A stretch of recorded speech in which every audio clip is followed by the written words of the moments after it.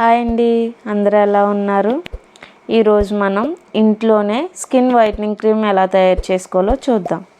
దానికోసం ముందుగా ఒక చిన్న బౌల్ తీసుకొని దాంట్లో 2 స్పూన్లు రైస్ వేసుకుందాం. ఇప్పుడు ఈ రైస్ని శుభ్రంగా క్లీన్ చేసుకొని 2 స్పూన్ల రైస్కి 2 స్పూన్లు వాటర్ వేసుకొని నానబెట్టుకోవాలి. ఇలా నైట్ అంతా నానబెట్టుకున్న తర్వాత ఇవి ఒక మిక్సీ జార్లోకి వాటర్తో సహా వేసుకొని మెత్తగా మిక్సీ పట్టుకుందాం. చూడండి, మిక్సీ పట్టుకున్న తర్వాత మనకి చూడండి ఇలాగ పాలులాగా వస్తుందండి. ఒక బౌల్లోకి తీసుకుందాం. ఇప్పుడు స్టవ్ వెలిగించి స్టవ్ మీద ఒక గిన్నె పెట్టుకొని దాంట్లోకి ఈ మిశ్రమాన్ని వడకట్టుకొని వేసుకోవాలి. ఇలా వేసుకున్న తర్వాత లో ఫ్లేమ్లో పెట్టుకొని ఇలాగే 2 నుంచి 3 నిమిషాలు కలుపుతూ ఉండాలి.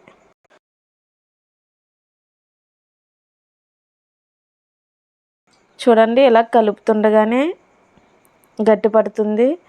క్రీమీ స్ట్రక్చర్లోకి ఎలా వచ్చిందో చూడండి.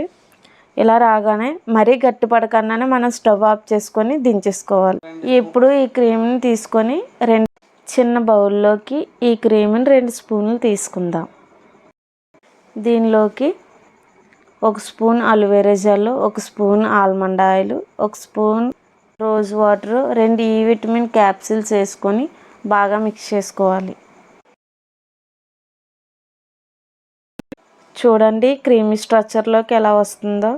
ఇప్పుడు ఈ క్రీమ్ని మనం ఒక చిన్న కంటైనర్లోకి తీసుకొని ఫ్రిడ్జ్లో స్టోర్ చేసుకోవాలి. ఈ క్రీమ్ని మనం డే టైంలో అప్లై చేసుకుంటే కనుక 10 మినిట్స్ ఉంచుకొని నార్మల్ వాటర్తో క్లీన్ చేసుకోవాలి.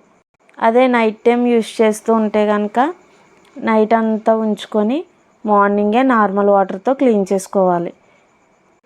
ఇలా ఈ క్రీమ్ అనేది ఒక 7 days 1 week వాడడం వల్ల అనేది మన స్కిన్లో అనేది గ్లో పెరుగుతుందండి.